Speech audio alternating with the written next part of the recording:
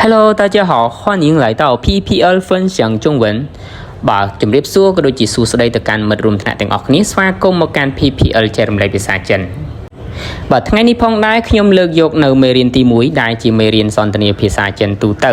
ហើយថ្ងៃនេះខ្ញុំនឹងបង្រៀន4ឃ្លាទៅកាន់ប្រិយមិត្តក៏ដូចជាអ្នកដែលនិយមចូលចិត្តរៀនភាសាចិនទាំងអស់គ្នាបាទកុំឲ្យខាត់ពេលយូរយើងចូលទៅកាន់មេរៀនយើងតែម្ដង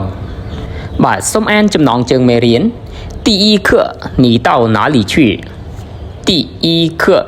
你到哪里去យើងប្រែថាមេរៀនទី1តើអ្នកទៅណា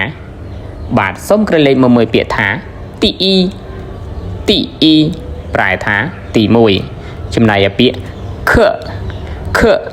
យើងប្រែថាមេរៀនឬក៏អត្ថបទមេរៀននីប្រែថាអ្នកចំណែកឯពាក្យតោ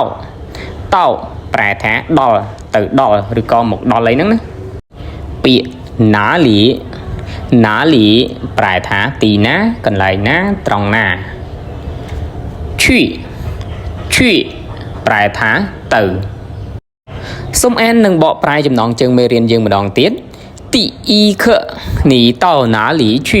មេរៀនទី1តើអ្នកទៅណាបាទយើងមើលឃ្លា A របស់យើងគេនិយាយថានីហៅម៉ាប្រែថាសួស្តីតើអ្នកសុខសប្បាយទេពាក្យថានីហៅប្រែថាសួស្តីចំណែកឯពាក្យនីហៅម៉ាយើងប្រែថាតើអ្នកសុខសប្បាយទេបាទសូមអាននិងបកប្រែឃ្លា A យើងម្ដងទៀតនីហៅម៉ាសួស្តីតើអ្នកសុខសប្បាយទេចំណែកឯឃ្លា B របស់យើងបានឆ្លើយថានីហៅ我很好那你呢នីហៅ我很好那你呢ប្រែថាសួស្តីខ្ញុំសុខសប្បាយណាស់ចុះអ្នកវិញបាទយើងក៏លេងមកមើលពាក្យថា我很好ប្រែថាខ្ញុំសុខសប្បាយណាស់ពាក្យ很好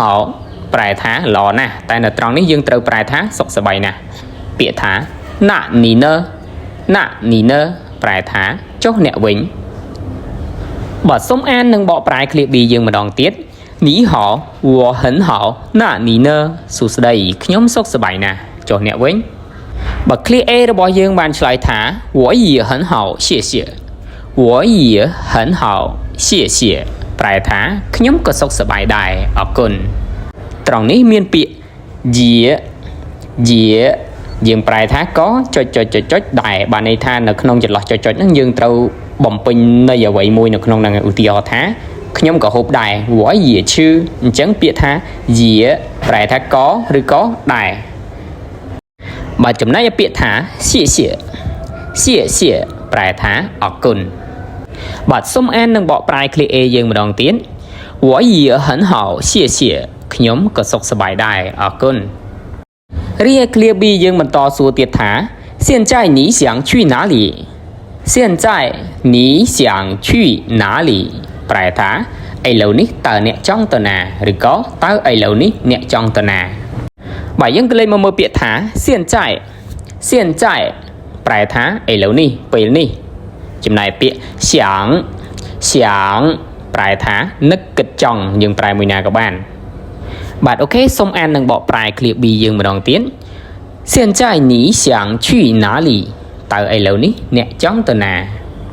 បាទអូខេថ្ងៃនេះខ្ញុំសូមស្លេះមេរៀនទី1របស់យើងត្រឹម4ឃ្លាខ្លីៗនេះសិនសង្ឃឹមថាបងប្អូនទាំងអស់គ្នានឹងយកចិត្តទុកដាក់សិក្សារៀនសូត្របាទឥឡូវនេះយើងសូមធ្វើការរំលឹកមេរៀនថ្ងៃនេះទាំងអស់គ្នាដោយអានតែភាសាចិននិងមិនមានការបកប្រែខ្មែរនោះទេ第一课你到哪里去 A 你好吗 B你好我很好那你呢 A 我也很好谢谢 B现在你想去哪里បាទប្រសិនបើពុកម៉ែបងប្អូននិងមិត្តរួមថ្នាក់ទាំងអស់គ្នាជួយចិត្តវីដេអូការបង្រៀនរបស់ខ្ញុំអាចចុច Subscribe Channel YouTube របស់ខ្ញុំបានបាទអរគុណច្រើនជួបគ្នានៅវីដេអូក្រោយៗទៀតជាមួយនឹងខ្ញុំបាទ PPL ចែករំលែកភាសាចិន再见